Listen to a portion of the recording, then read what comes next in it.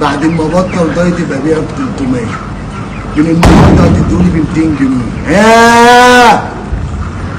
رمزنا ده دماغه رايحه منه. يا عم مالناش دعوه، احنا بنبيع الكيلو ب 270 جنيه، ما نتدخلش عشان ما يرازيناش. ايه الجديد؟ ما طول عمره بيرازينا. ليه ده بقى؟ ولو قلت لك يا اخويا ان انا مش رادد عليا الكلام ده، وانا اسعاري غاليه وببيع ب 300، ده اخر كلام.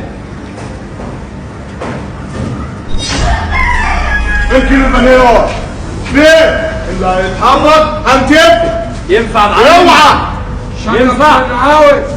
الكيلو ده انا هاخده من غير فلوس، المحبه. لغايه ما تفكر هتعمل معايا ايه في سعر البنين الايام الجايه. بكره انا جاي اخد 5 كيلو وامشي، فاهم؟ عليا الطلاق لا اعمل حوار، انا هرجع حقي. هتكتب